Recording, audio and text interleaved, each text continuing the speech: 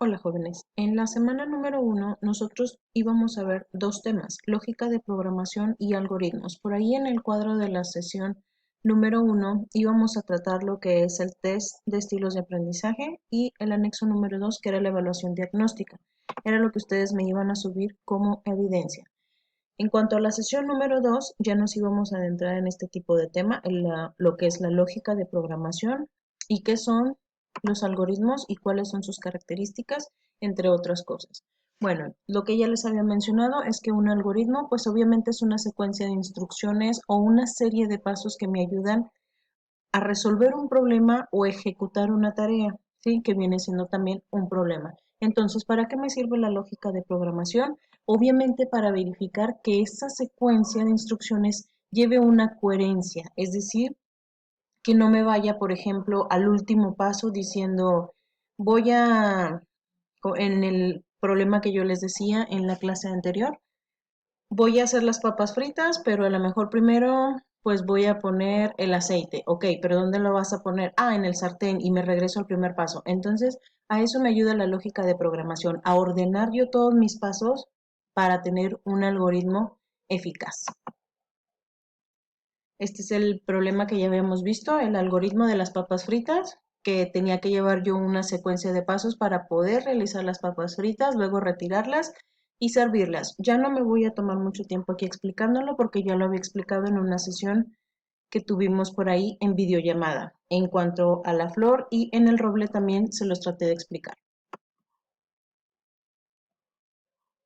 Ahora bien, ¿cuáles son las características, las partes que conforman un algoritmo, su diseño, su escritura y algunos ejemplos? En esta parte ustedes tenían que elaborar un mapa mental con esta información que tenían que investigar. Aquí ya la vamos a presentar y se las voy a explicar un poco. Espero no extenderme mucho.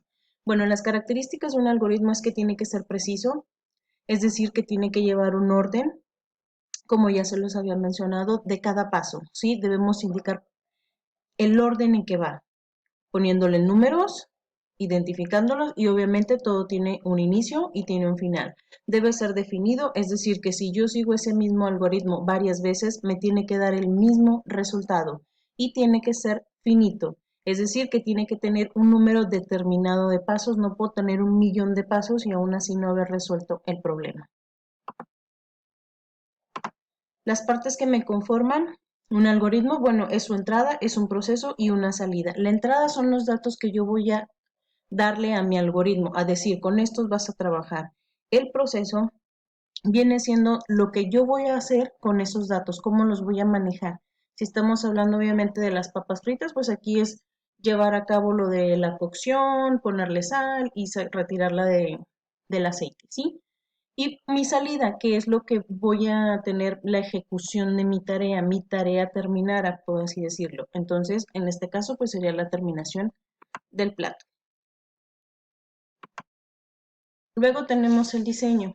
Nuestro diseño de algoritmo lo podemos hacer en tres diferentes pasos. Tenemos lo que es el diseño descendente, que es top-down design, es de arriba hacia abajo. Tendríamos que dividir, por ejemplo, un problema muy complejo, a lo mejor, por ejemplo, sacar el volumen de un prisma. Ustedes saben que lleva muchísimos datos, entonces nosotros los podríamos hacer por separado dividiéndolos en módulos. Entonces, nuestro problema principal lo pondríamos a hacer en ramificaciones y sería mucho más sencillo resolver esos pequeños detallitos que tratar de hacerlo todo junto y así podríamos identificar más rápido si tenemos algún problema de coherencia por ahí. Tenemos el refinamiento por casos.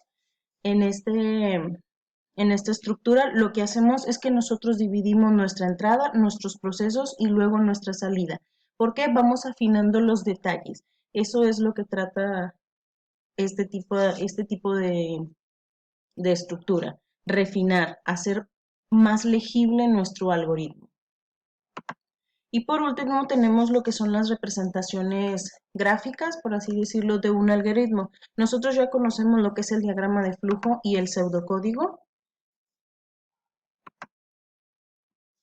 Sí, nuestro diagrama de flujo, pues obviamente lo vimos por ahí en Informática 1, que nosotros nos guiábamos con lo que era este tipo estructuras geométricas o figuras geométricas y que cada una obviamente tenía una función que la cumplía.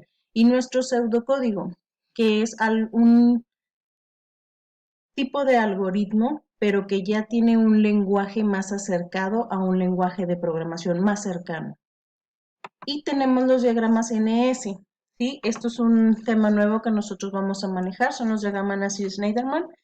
Y obviamente este tipo de diagramas sí es como un diagrama, sí llevamos como un tipo tablita, pero esta tabla ya se acerca más a lo que es el lenguaje de programación porque ya tenemos que especificar dónde le vamos a dar clic, qué es lo que va a pasar al dar clic, qué va a pasar si nosotros llenamos un cuadro de texto, etcétera.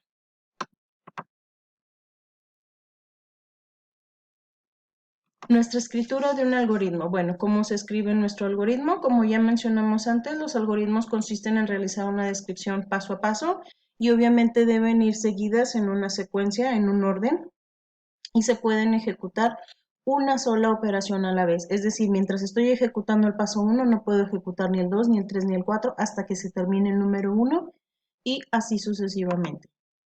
Y por último, los ejemplos. Ahí yo les pedí o les puse realizar 2 ejemplos. El primer problema era ir al cine a ver a Harry Potter. Les puse un algoritmo un poco complejo, sí, que era obviamente, inicio, ver la cartelera de cines en el periódico, si no proyectan Harry Potter, entonces decidir otra actividad o bifurcar al paso 7, que es saltarse al paso 7, es decir, si no hay Harry Potter, me voy hasta el fin y ya no quiero ver nada. En este caso, si no, si es que sí hay, entonces me voy al cine. Ahora, tomo otra decisión. Si hay cola, entonces me pongo en ella. Mientras haya personas delante, voy a ir avanzando. Es decir, este ciclo se va a hacer, voy a ir avanzando hasta que llegue. Luego, si hay localidades, compro mi entrada, paso a la sala, localizo mi butaca y luego llega otro ciclo. Proyectan la película y mientras estén proyectando la película, este ciclo va a ser constante, entonces yo voy a estar viendo la película hasta que se termine. Al terminarse, yo voy a abandonar el cine. Pero en esta parte, si no hay localidades, es decir, que si no hay entradas, pues obviamente me voy a enojar, voy a refunfuñar y voy a volver a casa. Igual, entro en este ciclo o entro en este, pero al final vuelvo a casa y se acaba mi algoritmo. Obviamente lo más sencillo, que fue lo que la mayoría hizo, es ir al cine, comprar una entrada, ver la película y regresar a casa. Y por último teníamos la autorización de la credencial del lector. Ojo, les pedí una autorización, ¿sí? Autorización. No que me hicieran la cita y luego que diera los datos y que diera esto, no. Únicamente es pedir la autorización de la credencial del lector. Entonces, obviamente marcamos el inicio, solicito a la persona su acta de nacimiento, verifico la fecha de nacimiento y si es mayor o igual a 18 años, entonces obviamente le voy a autorizar la credencial. Y si no, simplemente le digo que no está autorizado y le informo al ciudadano y se termina. Y esto era lo correspondiente a la semana 1.